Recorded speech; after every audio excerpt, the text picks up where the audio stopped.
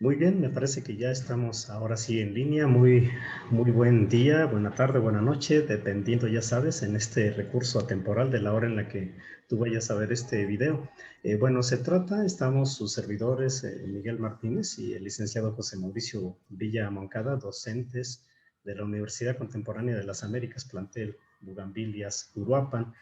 Esta es una de las actividades como parte del curso Taller Docencia Virtual que nuestra universidad nos imparte con el objetivo de certificar y actualizar conocimientos, en este caso, en un tema por demás fundamental, un tema de nuestro tiempo, actualizado, muy contemporáneo, como es el espíritu de UNICLA, ¿no? Que nos invita a soñar en grande. Y justamente estamos abordando el tema del Flipped Classroom. ¿De qué se trata? Bueno, el aula invertida.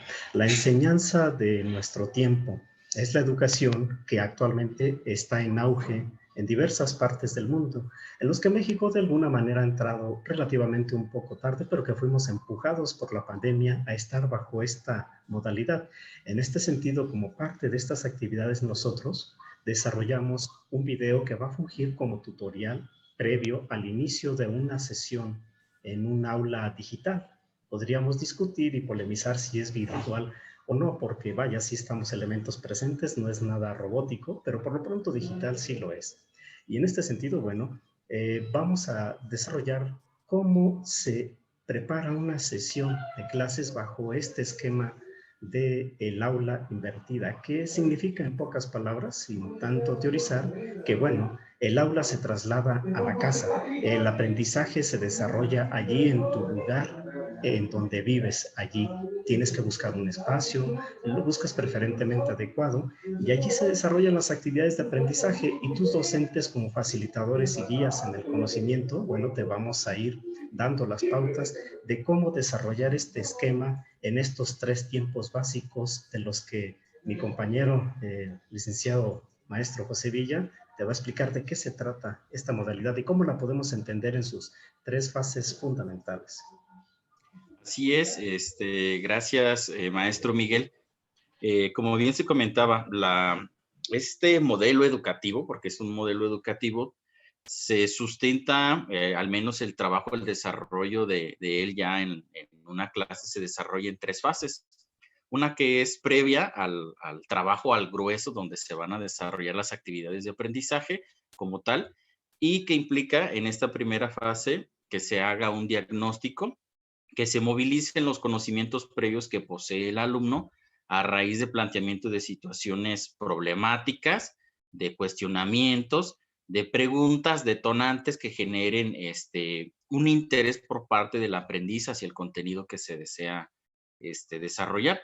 La finalidad de esto es adentrar, introducir al alumno a lo que va a realizar.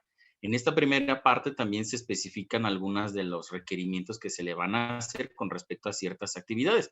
Qué características debe tener este trabajo, cuál va a ser el rol que tiene que jugar cada uno de los participantes en el acto educativo, sea el docente, sean los alumnos o incluso los padres de familia, porque esa es la idea, ¿no? También involucrar a los padres de familia, perdón, hacia el acto educativo, haciendo también la educación como un acto social, porque de ahí también parte la esencia del flipped classroom, ¿no? El constructivismo social o las teorías socioconstructivistas, como se le reconoce también. Bien, en ese sentido tenemos ya la primera fase definida. Se hace un planteamiento de tareas, se dan algunos recursos, se dan a conocer algunos recursos que el alumno va a movilizar para poder adquirir el conocimiento. Esto se puede hacer precisamente a través de un video o de alguna otra herramienta de carácter digital donde el alumno pueda acceder a él e identificar estos elementos que ya comentábamos. En la segunda fase, el alumno desarrollará justamente, como bien lo comentaba el compañero Miguel, en su casa las actividades, todo el grueso de actividades de aprendizaje las realizará el alumno, lo cual va a requerir de ciertas capacidades de su parte, conocimiento reflexivo, también pensamiento crítico y el desarrollo de la autonomía. Va a implicar hasta cierto punto trabajar por cuenta propia, porque hay que desarrollar también una metodología de trabajo y aprendizaje por cuenta propia para poder definir o delimitar las acciones a realizar y sobre todo sistematizar nuestro actuar para llegar a un resultado, al resultado que se me está solicitando desde el primer momento en que se me hace un planteamiento de las actividades. Entonces, las situaciones didácticas se van a desarrollar en la casa muchas veces por cuenta propia del alumno. Para eso es importante que en la etapa previa que ya comentamos, el docente deje bien claro qué es lo que se le va a solicitar al alumno que realice, qué producto se le va a pedir que incluso entregue como elemento generado de su actuar con las indicaciones que se le dieron. En esta parte el alumno desarrolla su trabajo y obviamente que hay que considerar también una parte importante que es el tiempo que se le va a dar para que desarrolle sus actividades.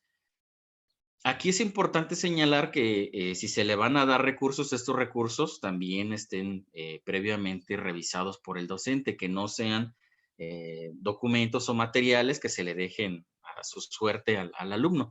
Esto implica que entonces también el papel del docente sea de experto en la materia y que tenga la capacidad de flexibilizar su práctica, que en algún momento, si hay algún elemento que no domine del todo, haga lo necesario para apropiarlo y poder atender las dudas que los alumnos presenten, porque puede ser que durante el proceso de desarrollo de esta segunda fase el alumno tenga dudas y el maestro debe mostrar disponibilidad para atenderlas en la medida que sea pertinente, no dando la respuesta, sino más bien impulsando a que el alumno busque aquellos elementos que le permitan hacerse de esa respuesta.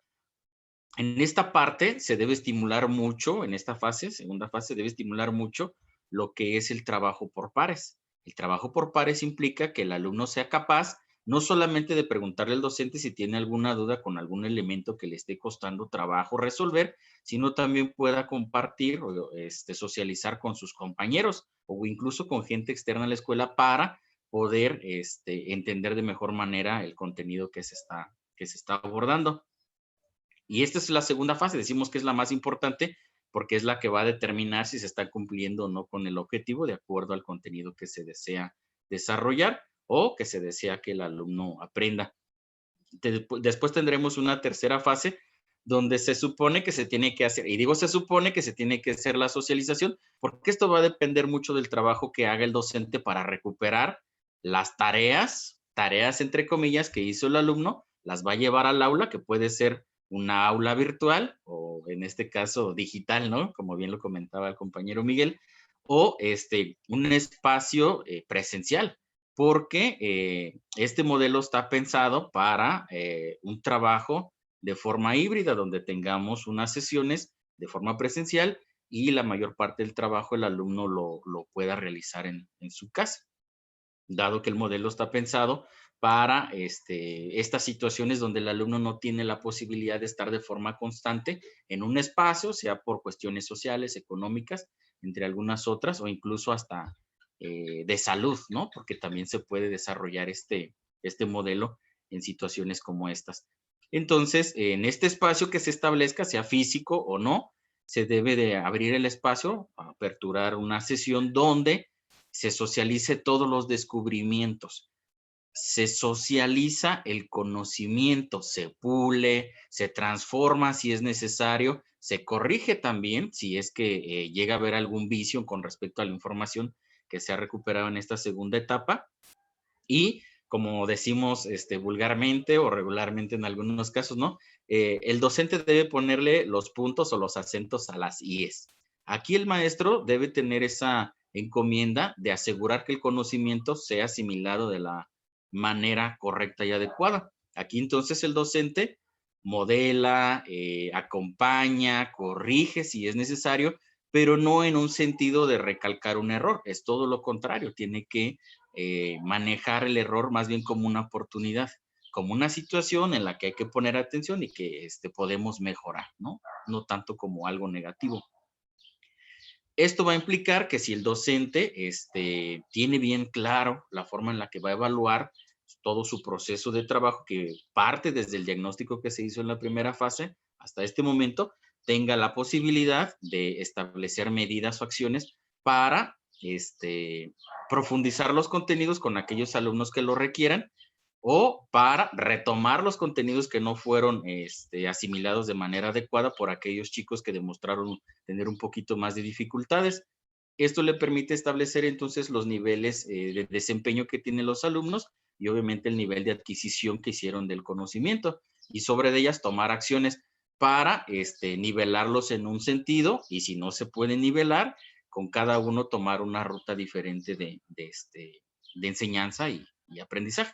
Básicamente en eso consisten las 3 etapas. Si bien es cierto, se antoja sencillo hablar de 3 etapas, implica mucho seguimiento, mucho acompañamiento en cada una de ellas y sobre todo una planificación muy puntual de cada uno de los elementos que se van a realizar, se van a estar ejecutando en cada una de estas fases. Sí, bueno, para cerrar esta parte y tengamos en comprensión y en sentido común el objetivo de realizar una clase muestra de cómo se va a desarrollar este modelo, bueno, decirles que lo fundamental es que cada uno entendamos el rol que desempeñamos. En este caso, el del docente cambia.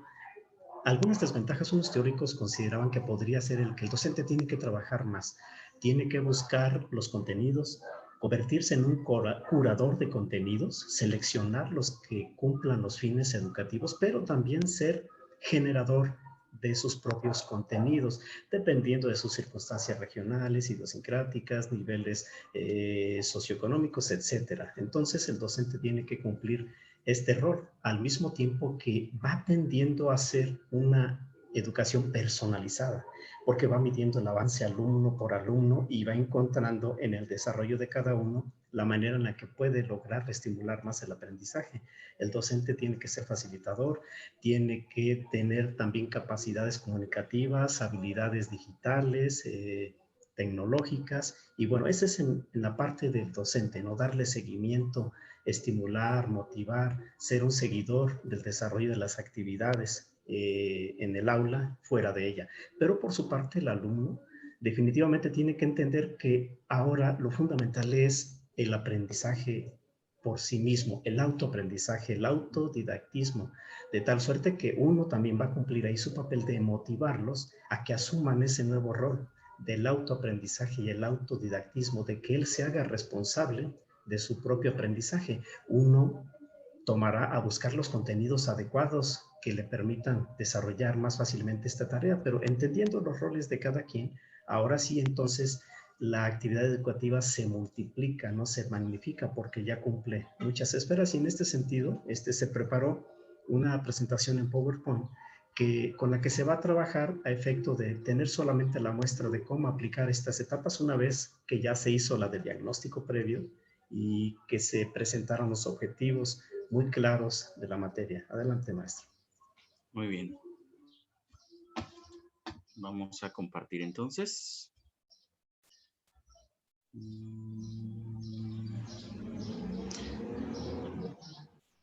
En este caso, bueno, aquí tengo deshabilitada la función de compartir.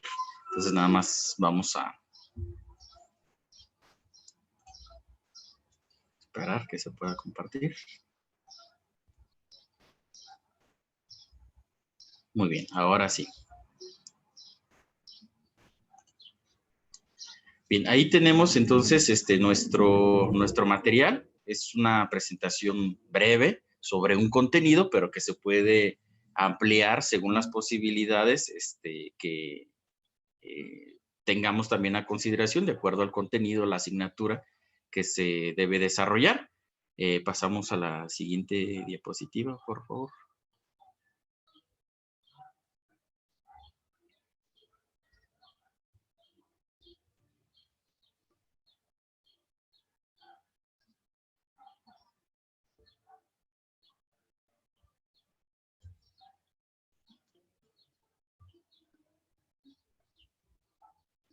Sería en la número 3. Ok, muy bien. Este contenido, a final de cuentas, tiene la finalidad de profundizar un poquito en ciertas situaciones que nosotros hemos estado trabajando, tanto como maestros y como alumnos. El contenido que se vaya a desarrollar en a través de este modelo de Flipped Classroom, debe de cumplir con la finalidad de estimular al alumno a través del diagnóstico que se haya realizado. Obviamente, en este caso, este contenido ya se ha abordado desde a lo mejor una esfera un poco más amplia y luego se abordan situaciones específicas. Esto tiene que ver con la materia de informática, donde analizamos algunos de los elementos centrales que nos permiten entender las herramientas tecnológicas, sobre todo las herramientas informáticas. Y entonces, en este caso, la pregunta en específico de este contenido hace referencia a qué es un navegador web. Previamente se le iba a haber cuestionado al alumno acerca de qué es un navegador web, qué sabes tú acerca de lo que es un navegador web, qué diferencia hay entre un navegador web y un buscador de internet, porque luego ahí como que tenemos esa idea, es lo mismo web que internet. Esas son situaciones que de pronto se van desarrollando porque pareciera que tenemos un cierto dominio sobre la tecnología, pero este dominio es nada más así como se dice, ¿no? Por encima, y en realidad la cuestión medular o central se tiene hasta cierto punto algunas lagunas con respecto a la información, pero pues esa es la finalidad de ir abordando estos contenidos. ¿De qué manera se recomienda que se navegue de forma segura? Consideramos que tanto docentes como alumnos tenemos estamos ante situaciones, nos exponemos mucho ante ciertas situaciones porque no sabemos muchas veces cómo hacer una navegación segura en la red. Los docentes porque buscamos elementos información que vamos a compartir a su vez con nuestros alumnos, y los alumnos cuando buscan información que a su vez el docente les pide, ¿no? Como parte de una investigación o incluso el desarrollo de un proyecto, entre muchas otras situaciones. Entonces, si entendemos de dónde parte todas estas cuestiones de los navegadores, va a ser más posible que podamos ejecutar de manera adecuada y sobre todo segura nuestras actividades educativas, tanto como docentes como alumnos. Y bueno, se dice que un navegador web es una aplicación o programa que te va a permitir tener el acceso a la web, ¿no? Interpretando la información de distintos tipos de archivos y sitios web. ¿Por qué de distintos tipos de archivos y sitios web o páginas, como nosotros les llegamos a decir? Porque te va a permitir acceder a archivos que están concentrados en estas mismas páginas, que muchas veces vienen en documentos que se han realizado a través de procesadores de texto o a través del diseño de la misma página. Generalmente todas las páginas a las que tenemos acceso tienen o van a contener texto y a su vez otros elementos o recursos, como pueden ser recursos multimedia que estén incrustados, ya sean de audio, de video o incluso artículos, ¿no? De revistas, artículos de opinión, entre mucha otra información. Que ya sé que tú puedas descargar directamente porque tiene la posibilidad de anidar, ¿no? Los archivos como tal, o simple y sencillamente ya están ahí y tú puedas acceder a la información sin necesidad o sin la posibilidad de poderlo descargar. ¿Cuál es la funcionalidad que tiene eso? Si pusiste atención a la información que te acabo de compartir, ya te diste más o menos una idea entonces de cuál es la funcionalidad. Sin embargo, es importante dejar bien claro que tiene la finalidad de visualizar documentos de texto, como lo manejábamos en un primer momento. Los documentos generalmente van a estar ubicados en la computadora en donde está el usuario, ¿no? ¿Por qué? Porque a final de cuentas, cuando tú estás haciendo la navegación a través de la web, puedes tener esta posibilidad, como comentábamos, de poder descargar los archivos o simple y sencillamente poderlos visualizar. Con el solo hecho de que tú ya abras una página en la web, ya estás adquiriendo esa información a través de las distintas memorias con las que opera tu dispositivo, sea a través de la memoria RAM o en este caso de la memoria que requiere el equipo, que permite hacer o guardar miniaturas de cada una de las imágenes para poder en algún momento tener acceso más rápido a esa información que tú estás buscando. Incluso a la ventaja de los navegadores web es que te permiten acceder a la información que está en otros equipos. Toda la información que está en la web está a su vez guardada, resguardada en dispositivos muy similares a una computadora, pero que solo tienen esa función, la de resguardar y la de compartir la información que está en la web. Entonces, accedes a la información desde tu equipo, la guardas en tu equipo a través de las memorias con las que opera el dispositivo, pero también accedes a la información que está en otro equipo. De pronto pareciera raro, ¿no? Pero esa es la función principal. Y la importante, la interesante también del navegador web es la transmisión que podemos hacer de esta información entre distintos equipos y distintos puntos a nivel geográfico, que podemos hablar de cuestiones internacionales o incluso cuestiones locales. Esta información o estos enlaces que se establecen entre los diferentes puntos se hacen a través de hipervínculos, que no son otra cosa que los protocolos que ayudan a comunicar un equipo con otro. ¿Qué es un protocolo? Es una serie de pasos o reglas que se tienen que seguir para poder establecer la comunicación entre un equipo y otro. Eso se logra a través justamente de lo que es el hipervínculo, que se establece muchas veces cuando, por ejemplo, tú ves desplegadas en el navegador, utilizas el buscador para detectar alguna información y esta te genera una lista, ¿no? De resultados. Esta lista de resultados puede estar organizada de acuerdo a ciertas categorías, puede ser, ¿no? Los más vistos, los más buscados, los más investigados, entre algunas otras, aunque hay navegadores que no funcionan, buscadores que no funcionan de esa forma. Te arrojan toda la información sin importar cuál es la más vista. Generalmente cuando tú usas Google te arroja los que son más comunes o han tenido más visualizaciones, como generalmente se le dice. Entonces, cuando tú haces acceso al título del archivo, del artículo, estás haciendo uso de ese hipervínculo que te va a permitir establecer la comunicación con el otro dispositivo donde esté dicha información. Entonces, esto lo que genera es un enlace entre una página, te puede hacer un enlace incluso con otra página, y esto sucede muchas veces en cuestiones, por ejemplo, con el Facebook. ¿Cómo vemos esto? Cuando estamos en cuestiones como el Facebook, que nosotros empezamos viendo una información y terminamos viendo otra que no tenía ningún sentido, simple y sencillamente vamos enlazando información, y esta información se enlaza a través muchas veces de palabras clave que se determinan para poder relacionar la información en categorías y que se dan pues obviamente a través de los hipervínculos. Básicamente es la función del navegador, ayudarte a que establezcas los enlaces entre los distintos puntos donde esté la información que tú estás buscando o requiriendo. Entonces, se debe entender el navegador web como un programa instalado en nuestro ordenador. Generalmente, se dice que de los más usuales, ¿no? Es el Google.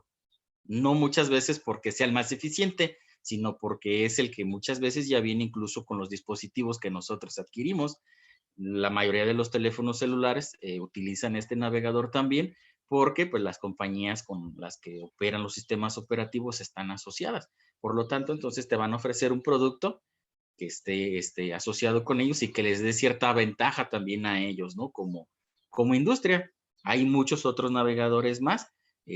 Algunos de los ejemplos de los más comunes que tenemos son el Windows Internet Explorer, el Mozilla Firefox, que está como en segundo lugar, aunque ahorita ya está perdiendo terreno. Luego tenemos el Google Chrome, que es el que es más usado a nivel mundial. Está el Opera y tenemos el Safari.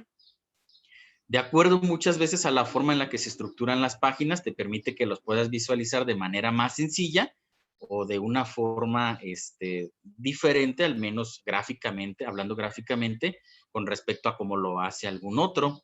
Y pues ahí tenemos básicamente los iconos. Esos iconos, lo más seguro es que tú ya los has de haber revisado varias veces. Y entonces, pasamos a la diapositiva 7.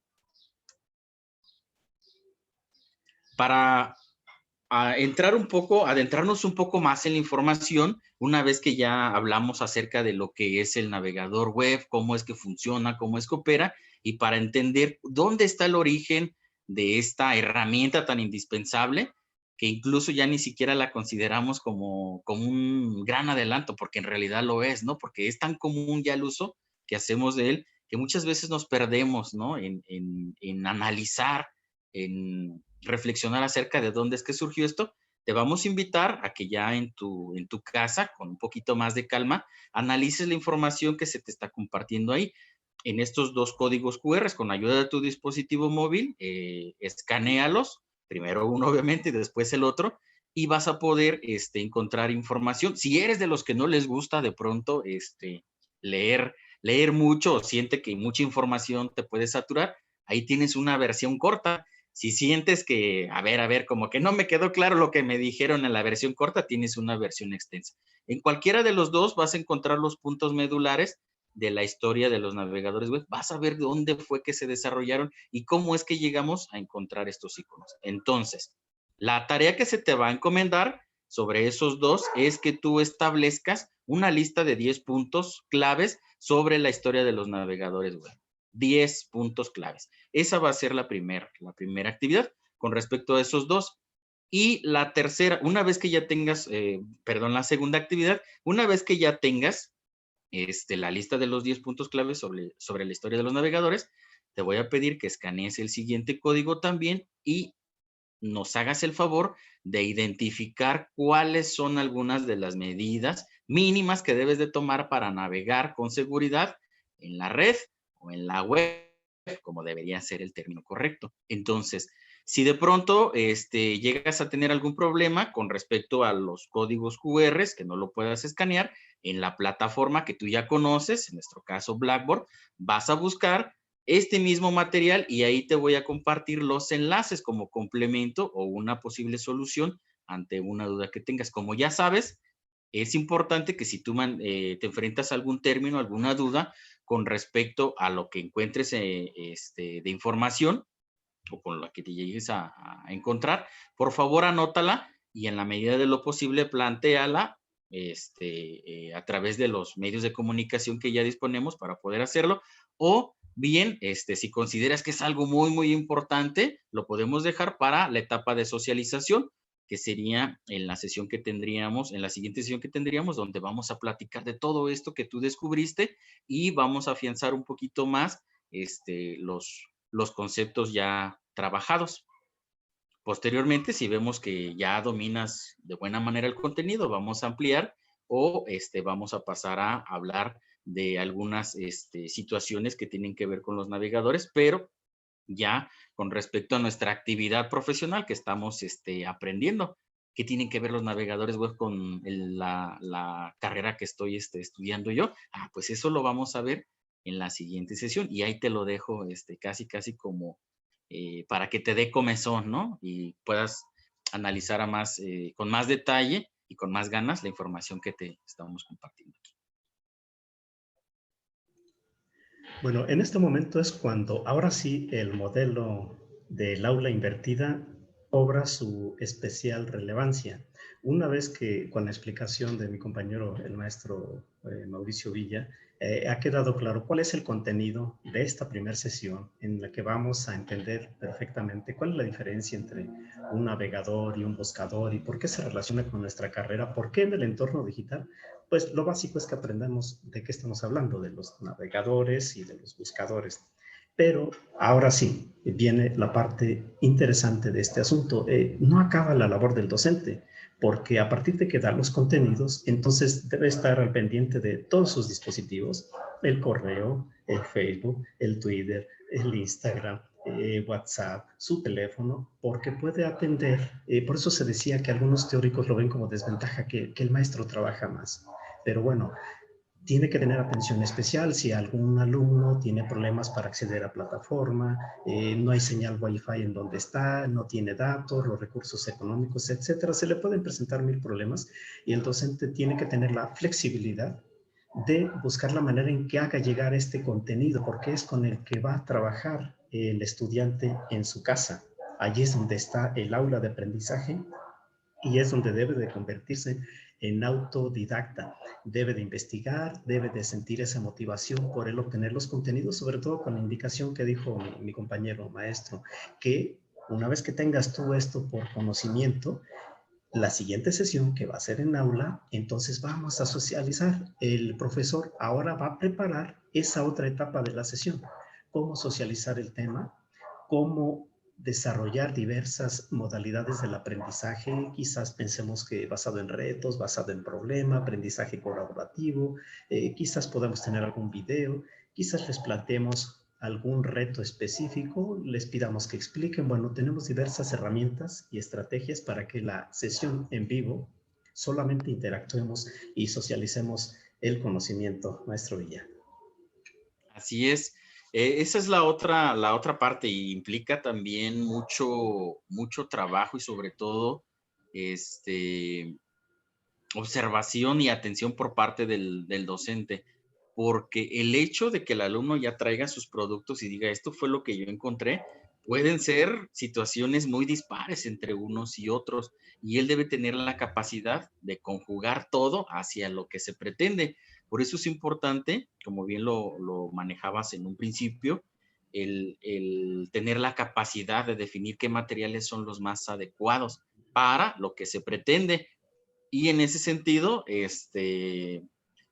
tener la capacidad de, si vemos que alguien se está saliendo del contexto en el cual estamos desarrollando la actividad, darle la oportunidad de que explique por qué se fue hasta allá, ¿no? Porque puede ser que alguien diga, es que fíjate que yo empecé viendo la historia, pero luego vi un nombre que me llamó la atención y entonces me puse a indagar sobre la historia de este personaje y resulta que este personaje hizo un montón de cosas. Darle la oportunidad a que lo haga, pero a final de cuentas volver a traerlo y decir, ok, es importante para poder entender el contexto de lo que estamos hablando, ¿no? No negar esa oportunidad de ampliar el conocimiento, como ya bien se decía, debe ser una práctica flexible, pero también tener la capacidad para traerlo de regreso, porque puede correrse el riesgo de que divaguen mucho o se pierdan, ¿no? En la información que incluso uno les comparte. Como parte de esta actividad de socialización, se recomienda que se haga una demostración pública, ¿no? Del conocimiento. En ese sentido, se le va a pedir al alumno que demuestre mediante un comportamiento que adquirió el conocimiento. A ver, ¿qué pasa entonces si yo me meto a esta página o yo intento descargar un programa de esta página? ¿Qué me pudiera pasar? No, pues según lo que yo leí ahí, dice que me puede generar un daño a mi equipo, ¿no? O puede pasar esto. Ok, pónmelo. ¿Cómo puedes demostrarme que ya efectivamente asimilaste eso? Que no nada más lo sabes, sino que puedes actuar en concordancia con ese conocimiento ya en tu equipo. Ok, entonces le podemos pedir al chico que nos comparta su pantalla si la socialización se hace a través de un medio como este, o bien si se hace de forma presencial a través de uso del cañón, ¿no? Que proyecte su pantalla y que nos diga, nos recomienda que hagamos esto, si pasa esto, puedo hacer esto otro. Esa es una demostración pública, donde él está poniendo de manifiesto, está poniendo en juego no solamente lo que yo ya sabía antes de empezar, sino cómo reconstruyó ese conocimiento, que eso es algo también importante, ¿no? A considerar. ¿Qué sabía? Que ponga de manifiesto qué sabía, qué no sabía, qué aprendió de nuevo, a qué dificultades se enfrentó, cómo las resolvió. Esa es la parte esencial de esta socialización, porque con eso desarrollamos y estimulamos sin lugar a dudas la metacognición, la capacidad de él de hacer uso de ese conocimiento en situaciones que tal vez no se le han presentado y que yo no le platiqué, ¿no? Pero sobre todo que haga consciente que es capaz de hacer uso de ese conocimiento e incluso a través de ese conocimiento hacerse de más, ¿no? Porque esa es la finalidad. Entonces, cada etapa tiene su razón de ser y tiene una importancia, pues sí, bastante tremenda, ¿no? Tanto para uno como para otro. Exacto, de ahí la importancia de que el docente tenga especial atención en el diseño de las sesiones en clase, porque aquí además va a tener actividades de consolidación, ¿no? O sea, de los conocimientos que ya adquirió, cómo va a comprobar que ya lo aprendió, como cita mi compañero. Pero además también podemos nosotros estimular ese trabajo colaborativo, ¿no? A ver, bueno, podemos hacer grupos o en función de las dudas que se hayan presentado, el docente debe tener los contenidos y la sapiencia para responder a estas inquietudes que pudieran haberse suscitado, y de ahí nos brincamos entonces, después de esta socialización y demostración del conocimiento adquirido, a una de las etapas que también es fundamental. En este caso, bueno, la evaluación y autoevaluación que se debe hacer de estos contenidos, maestro. Así es. Cuando nosotros entramos a la fase de evaluación, esta parte que comentaba yo de la demostración pública nos permite hacer conciencia de lo mucho que he aprendido cuando le decimos, ok, ¿qué sabías? ¿No? Explícame con tus propias palabras qué sabías. Al inicio, pues yo recuerdo que dije algunas cosas y me di cuenta que andaba lejos, ¿no? O sea, tenía una idea completamente distinta a lo que en realidad es, que hay términos que usamos todo el tiempo, pero que nada más los usamos muchas veces por moda, porque no sabemos qué en realidad implica. Y entonces cuando está haciendo conciencia de esto, podemos decirle, ok, de acuerdo entonces a lo que sabías antes y a lo que sabes ahora, ¿consideras que has avanzado con respecto al objetivo? Sí, bastante, ¿no? Incluso siento que hasta lo superé. Ok, ahí estamos haciendo de forma viva la autoevaluación. Si después de que esta persona hizo su demostración pública, yo le pido a alguien más que valide lo que dice su compañero. Oye, ¿es cierto? ¿Cómo lo viste? Te preguntó a ti. Tú me comentas que él te buscó para que le ayudaras a entender ciertos datos, cierta información. Sí, es cierto, yo valido lo que él dice. Se puede ver, incluso se nota la emoción, ¿no? La parte afectiva que está poniendo en juego el alumno que está haciendo su demostración al decir, mira, tenía esto y ahora tengo todo esto. Eso habla ya también de lo que sería la coevaluación. Ya en términos más administrativos, pues le podemos pedir que a través de una rúbrica se haga o se asiente o se valide el nivel de desempeño que tiene el alumno con respecto al objetivo y pues a los aspectos que se van a evaluar de su desarrollo o de su proceso educativo. Entonces, ya el docente también le tocará la parte de hacer válido lo que el alumno está planteando, lo que plantean sus compañeros, de acuerdo a lo que desde su punto de vista de experto de la materia, también observa en el alumno. Entonces, es un seguimiento por una parte a través de lo que es la conducta del alumno, pero también, pues obviamente administrativa, porque tiene que darse evidencia y cuenta de lo que está logrando el alumno, porque académicamente así se requiere, ¿no? Académicamente y administrativamente con el hecho de asentar un número al final de todo el proceso. Precisamente, pero si pensábamos que hasta ahí termina la labor del docente, no, porque viene después una etapa también fundamental de la que queremos finalmente cerrar nosotros nuestra participación. ¿Qué se hace después de clase, no? Después de que ya hubo evaluación, autoevaluación, coevaluación, y que entonces tenemos nosotros ya elementos para ahora sí dar explicaciones adicionales o ofrecerle recursos adicionales para continuar con este aprendizaje de determinado contenido, pero tenemos también nosotros que animar a los estudiantes a profundizar el aprendizaje, a buscar más contenidos, a desarrollar ese espíritu de ser autodidactas, y desde luego pues que tenemos que revisar los trabajos de los alumnos, y para ello nosotros una vez que termina un contenido marcarle la pauta y decir, bueno, a ver, esto es lo que sigue a continuación, y entonces ya estamos nosotros enfocados a después de clase, que al mismo tiempo se va a volver en el antes de clase, cuando estamos apenas seleccionando los contenidos, maestro. Exacto, esta parte final que bien comentas de vamos a hacer otros nuevos planteamientos. Ya que sabes todo esto, pero de acuerdo a la línea de contenidos, al currículo, estás aquí y todavía te hace falta llegar acá. ¿Qué te gustaría conocer también de esta otra parte? ¿Qué te llama la atención? Ok, en su momento iremos hacia allá.